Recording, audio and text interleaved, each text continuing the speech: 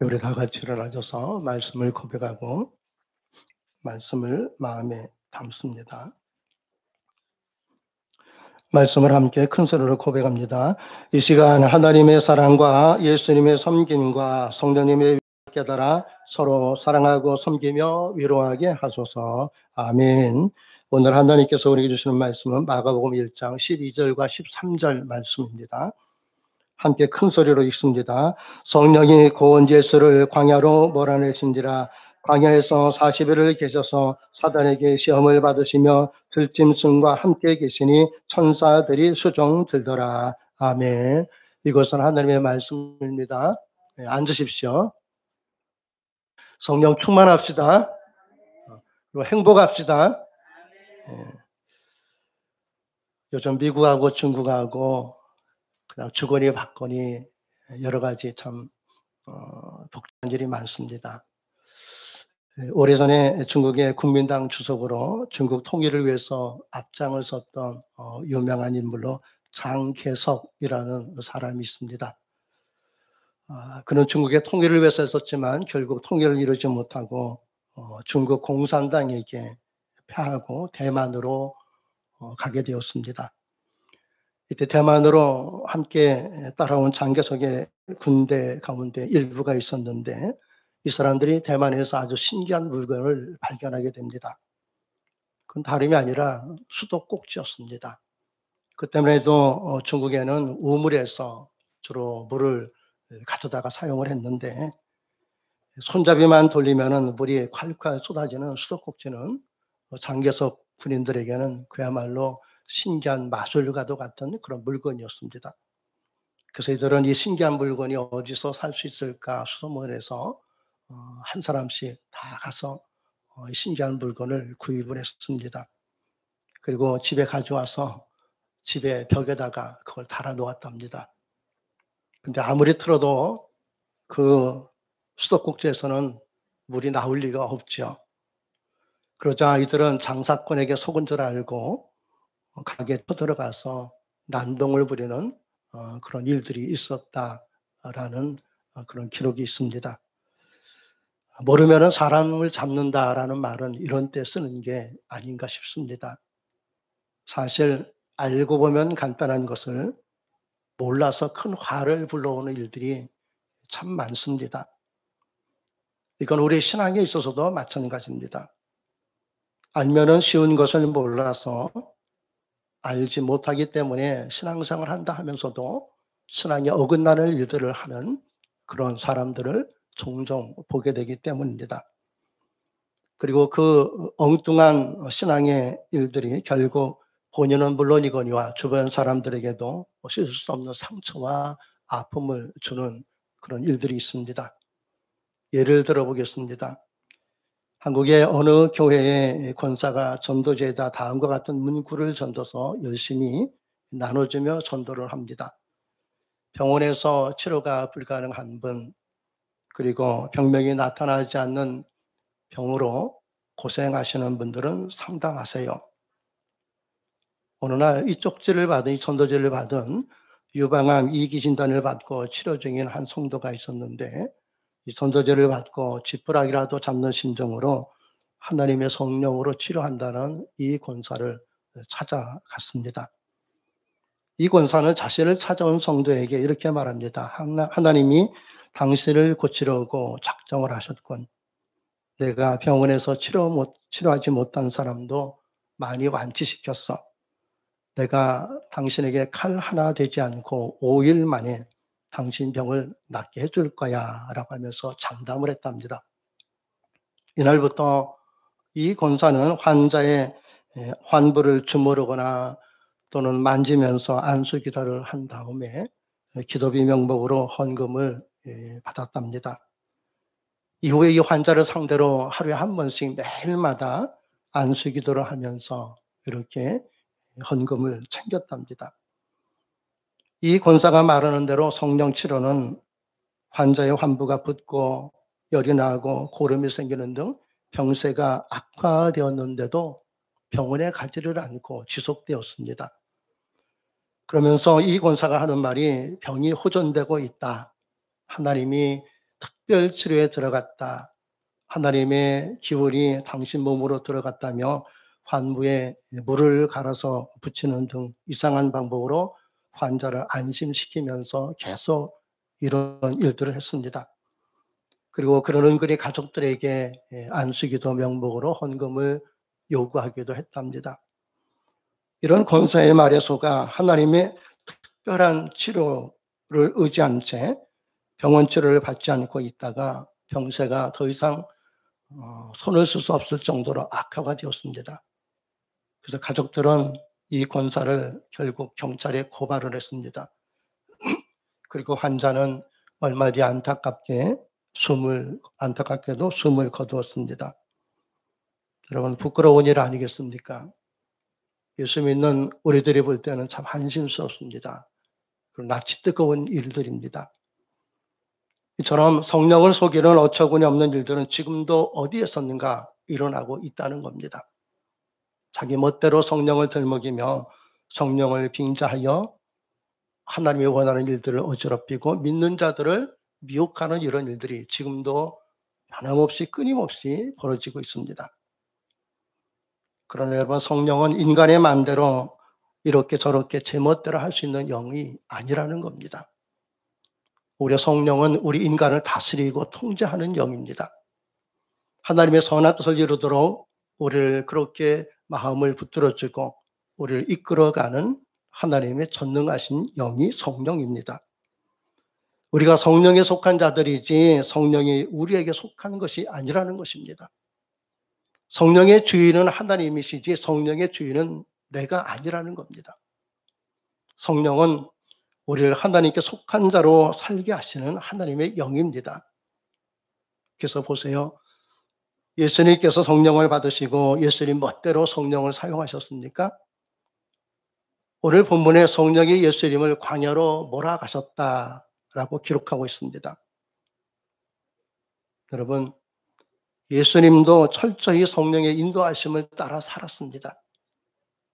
그렇다면 하나님의 아들인 모든 것을 하늘과 땅의 권세를 가지고 오신 예수님도 성령의 충만함을 받고 예수님 마음대로 하지 않고 성령의 인도하심을 좇아서 그렇게 살았다면 우리는 더더욱 성령의 인도하심을 좇아 살아야 하는 거 당연한 거 아니겠습니까? 예수님께서 성령에 이끌려 광야로 가셨듯이 우리 또한 성령의 이끌리심에 순종하는 삶을 살아야 합니다. 내가 원하는 것이 아닐지라도 그곳이 어느 곳이든지 내 마음에 성령의 감화와 감동이 있고 하나님의 성령이 나를 이끄신다면 우리는 어떤 곳이든지 순종해야 합니다. 여러분, 원고에는 없지만은요, 신학교에 가면은요, 처음에는 신학생들이 다 복음을 전하기 위해서 왔다 그럽니다. 그리고 입학식 할 때 부르는 찬송가가 있습니다. 아골골짝 빈들에도 복음 들고 가오리다 하면서 뭐 대부분 다 눈물을 펑펑 흘려요. 근데 졸업할 때 되면은요, 아골골짝 빈들이든지 어딘지 가오리다 아니고 어느 곳이든지 골라 가오리다 그래요. 그러니까 입학할 때는 성령의 감동을 받고 입학했다 가면서 졸업할 때는 이제 성령을 내 멋대로 쓰겠다는 겁니다. 여러분, 내가 원하는 것이 아닐지라도 그곳이 주님께서 원하시는 것이라면 하나님의 성령이 내 마음에 감동을 주고 원하시는 일이라면 우리는 그 성령의 인도하심에 따라야 하지 않습니까? 분명한 것은요, 성령이 이끄시는 것은 어디든지 성령의 능력이 나타난다는 것입니다. 그래서 보세요. 예수님을 광야로 인도하신 성령님은 그 광야에서 어떤 성령의 능력이 나타나겠습니까? 마태복음의 기록에 가면은 예수님은 40일간 금식하며 기도하시는 성령의 능력이 나타났습니다. 그리고 사단의 시험을 이기는 능력이 나타났습니다. 예수님을 통하여 나타난 성령의 능력은 기도하는 능력과 그리고 사단의 시험을 이기는 능력으로 나타났다는 겁니다. 성령은 이렇게 우리가 할 수 없는 것들을 할 수 있게 도우시는 하나님의 영입니다. 내가 생각하지 못한 것들을 생각하게 하시는 하나님의 지혜의 영입니다. 성령은 우리의 길을 인도합니다. 성령은 어떤 길이든 어떤 일이든 당당하게 이기며 살 수 있도록 우리를 붙드시고 인도하시고 함께 하시는 하나님의 전능하신 영입니다. 그 성령 받으면은요, 담대한 사람이 됩니다. 성령 받으면 두려울 것이 없는 사람이 됩니다. 성령은 모든 것을 할 수 있는 하나님의 영이기 때문입니다. 이 성령이 우리를 지키시고 인도하십니다. 성령은 모든 것을 이기게 하는 하나님의 영입니다. 그래서 보세요. 스데반 집사가 돌에 맞아 순교하는 장면이 사도행전 7장에 있지 않습니까? 사람들이 다 둘러서 가지고 돌을 들고서 스데반을 향해서 막 던지러 갑니다. 여러분, 그런데도 스데반은 겁을 먹거나 두려워하지 않습니다. 그 이유를 사도행전 7장 55절에 보면은 스데반이 성령이 충만해 있더라라고 기록하고 있습니다. 한마디로 스데반이 성령의 사람이 되었기에 죽음도 두렵지가 않았다는 겁니다. 돌에 맞아 죽는 상황 가운데서도 오히려 그들에게 담대하게 복음을 전했습니다. 성령은 우리로 하여금 이렇게 어떤 상황 가운데서도 담대하게 복음을 전하게 하는 하나님의 영입니다. 그래서 예수님은 사도행전 1장 8절에 이렇게 말씀하셨습니다. 오직 성령이 너에게 임하시면 너희가 권능을 받고 예루살렘과 온 유대와 사마리아와 땅끝까지 이르러 누구의 증인이 되어? 내 증인이 되리라 그랬어요. 근데 많은 그리스도인들이 성령 받아서 그리스도의 증인이 되지 않고 성령 받아서 그 성령이 자기의 증인이 되기를 원한다는 겁니다. 이게 얼마나 모순된 일입니까? 성령은 우리로 하여금 복음의 증인이 되어 살게 하시는 하나님의 영입니다. 이게 성령입니다. 성령은 내 뜻을 이루는 영이 아닙니다. 성령은 하나님이 원하시는 삶을 살게 하는 하나님의 영입니다. 성령은 나의 욕구를 충족시키는 영이 아닙니다. 성령은 하나님의 뜻을 이루게 하는 영입니다. 근데 마치 성령을 자기 종처럼 생각하고 사는 이들이 있습니다. 이런 사람들은 아무데다 성령을 갖다 붙입니다. 성령을 빙자하여 자기가 원하는 그런 어떤 인간적인 욕심을 채우려고 합니다. 이런 자들은 마치 멀쩡한 벽에다가 수도꼭지를 달아놓고 물 나오기를 기다리는 사람과 같은 사람 아니고 무엇이겠습니까? 그러니 이런 사람들에게 성령의 능력이 나타나겠습니까? 성령의 능력이 안 나타나니까 성령을 빙자해서 별의별 일을 다 하고 그래서 신앙을 어지럽히는 이런 사람들이 얼마나 많이 있습니까? 여러분, 우리는 오직 성령에 붙들린 자 되어야 합니다. 오직 성령에 감화되고 감동된 자여야 합니다. 우리는 오직 성령을 통하여 내 뜻이 아닌 하나님의 뜻을 이루는 자들이 되어야 합니다. 누가복음 9장에 보면은 이전에도 말씀드렸지만 예수님께서 70명의 전도자를 파송하셨습니다. 이들이 돌아와서 전도한 일들을 예수님께 자랑스럽게 보고를 합니다. 그래서 예수님은 얘들아, 귀신들이 너희들이 항복하니까 좋으냐? 너희들이 기뻐할 건 그게 아니야. 너희들이 기뻐할 건 너희 이름이 하늘나라에 기록되어 있다는 거야. 귀신들이 너희에게 항복하는 거, 너희들이 귀신 쫓아낸 거, 그것 때문에 기뻐하지 말고 내 이름이 하늘에 기록되어 있는 것, 그것으로 인하여 기뻐하라고 하셨습니다.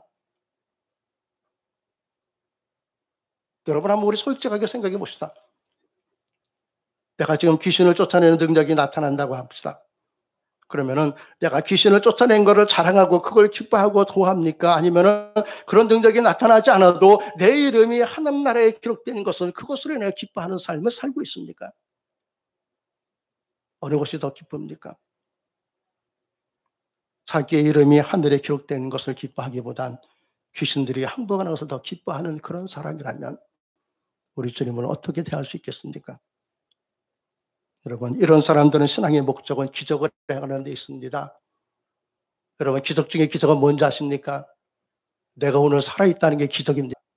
하나님께서 나를 살려주셨다는 게 기적입니다. 그런데 이 땅에서 살릴 뿐만 아니라 영원한 천국에서 살 수 있도록 하셨다는 게 기적 중에 기적입니다. 그래서 예수님은 내 이름이 하늘에 기록된 것으로 기뻐하라 하셨습니다.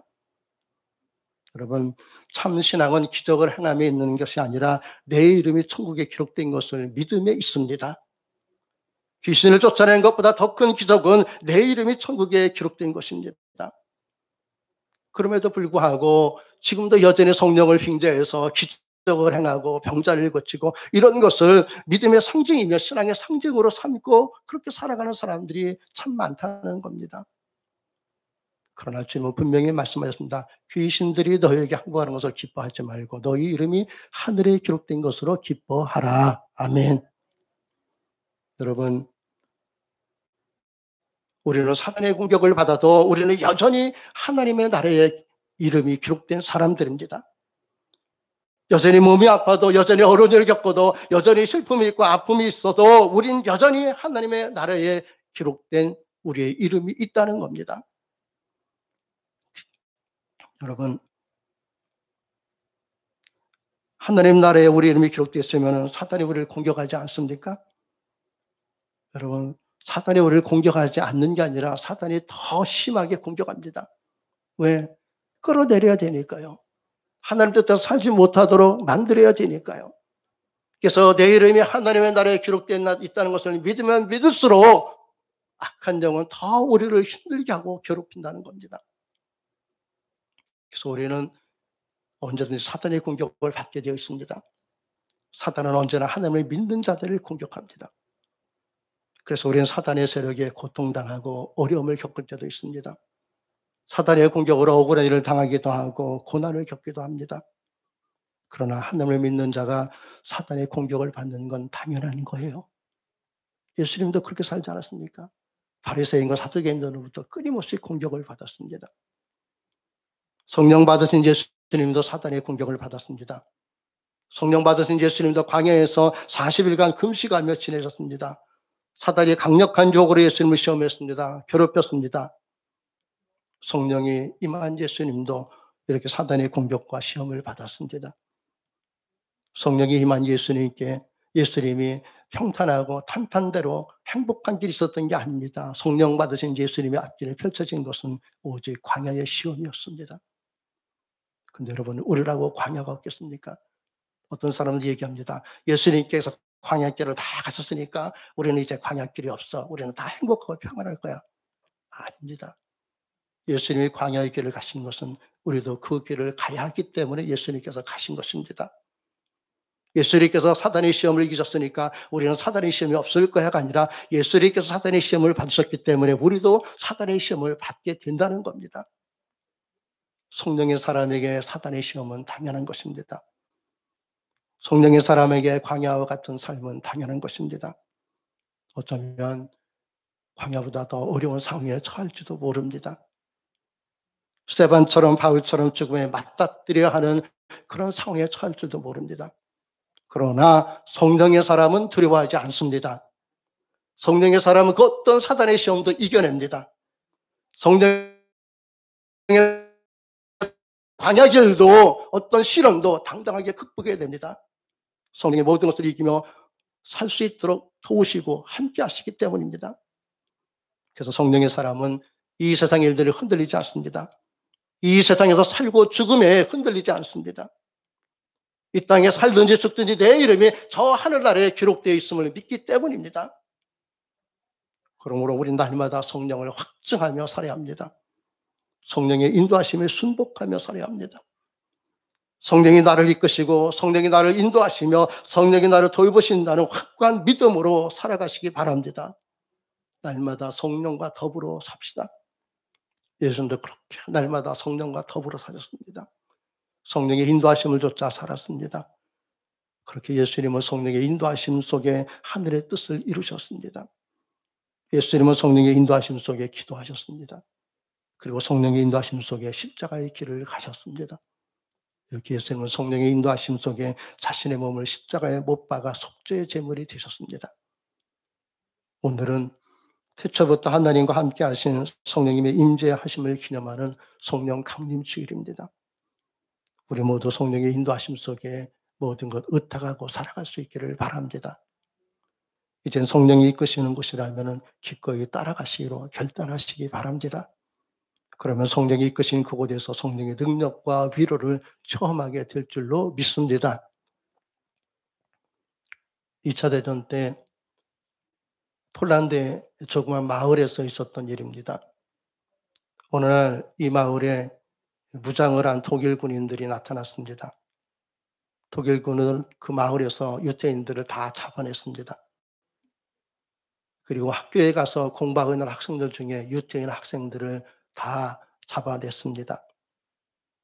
그래서 유태인 어린이들은 무서워서 선생님에게 달려가서 매달렸습니다.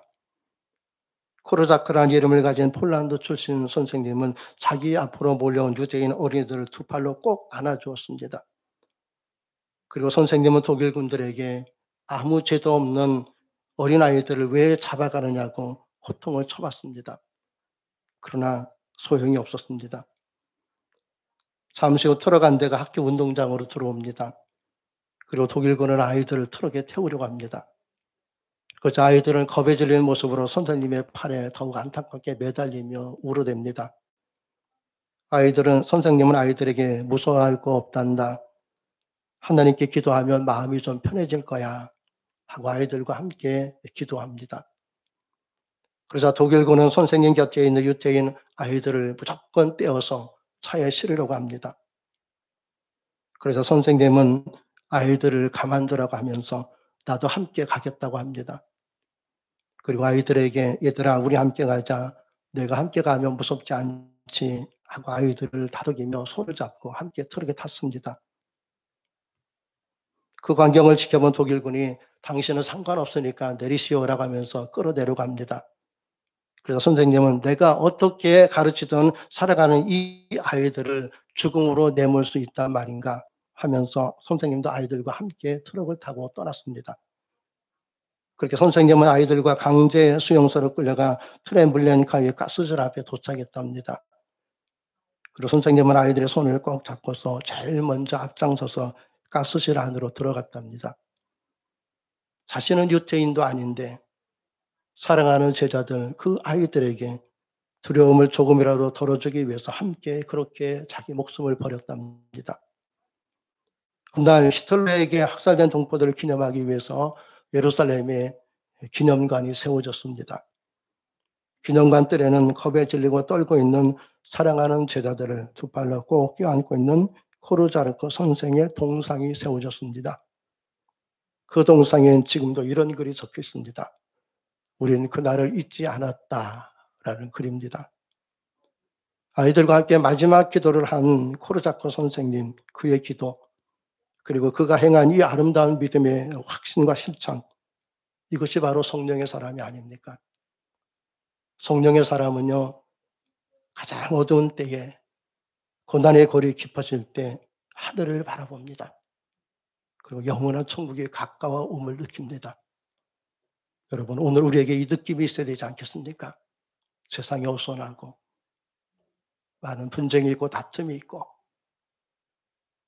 환난과 기근이 있는 이 시대에 우리가 이 땅을 바라볼 것이 아니라 눈을 들어 하나님을 바라보는 성령의 사람이 되시기를 바랍니다.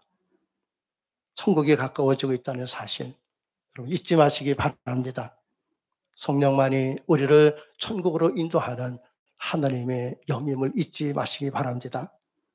그러므로 사랑하는 성도 여러분, 길이 너무 멀어 보일 때, 어둠이 밀려올 때, 모든 일이 다 틀어지고 친구를 찾을 수 없을 때 그때는 기억합시다. 우리를 인도하시는 성령이 있다는 것을 기억하시기 바랍니다. 웃음 짓기가 어렵고 기분이 울적할 때, 날려고 날개를 펴도 날아오를 수 없을 때 그때는 기억하세요. 당신을 인도하는 성령이 있다는 것을 기억하시기 바랍니다. 몸이 천근만근 욱신욱신 여기저기가 쑤시고 아파올 때 움직이고 싶어도 몸이 마음대로 움직여주지 않을 때 그때는 기억합시다. 우리를 인도하시는 성령이 있다는 것 꼭 기억하시기 바랍니다. 그래서 성령 예수님의 마음과 말씀이 내 마음과 내 말이 되게 하시기를 바랍니다. 그래서 예수님의 마음과 말씀이 생명이 되었듯이 우리도 예수님처럼 생명을 살리는 삶을 이 땅에 이루어갈 수 있기를 바랍니다. 이렇게 살게 하실 성령님을 기대하시고 붙드시기를 바랍니다. 어떤 상황 속에서도 남에게 아픔을 주지 않고 위로하며 진실된 마음을 품게 하실 성령님 의탁하며 사시기 바랍니다. 어쩌다 타인에게 어떤 일로든지 이용당하고 어려움을 겪는 데가 되어도 원망과 불평이 아닌 사랑으로 품어 성령의 열매를 맺게 하실 성령님과 함께 사시기 바랍니다. 그래서 훗날 누군가 우리의 이름을 떠올렸을 때에 그는 진실로 성령의 사람이었다는 자랑스러운 성도가 되게 하실 성령 하나님과 동행하시기를 바랍니다. 우리는 이 성령이 있어서 위로가 되지 않습니까? 우리는 성령이 있어서 행복합니다. 이 이 성령의 충만함으로 이번 한 주간도 어지러운 세상 속에 하늘의 뜻을 이루어가는 믿음의 승리자들 될 수 있기를 주님 이름으로 축원하며 기도했습니다. 살아계신 하나님 감사합니다.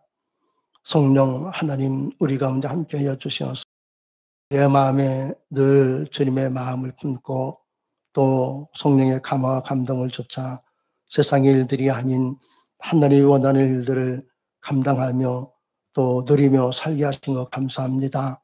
하나님, 우리가 세상의 영을 받지 않고 하나님께로 영을 받았으므로 하나님을 아바, 아버지라 부르는 자가 되었다 했습니다. 성령 하나님, 우리의 아버지, 우리의 남은 인생, 우리의 삶 속에 늘 동행하여 주시어서 성령의 인도하심을 쫓아 하나님 기뻐하는 삶을 온전히 펼쳐 하나님께 큰 영광을 이루고 모든 이들에게는 은혜와 사랑과 덕을 끼치는 믿음의 승리자들이 되게 하여 주옵소서. 그렇게 살아갈 수 있도록 늘 성령으로 우리 가운데 함께해 주시는 하나님을 찬양하오며 살아계신 예수님 이름으로 기도하옵나이다. 아멘.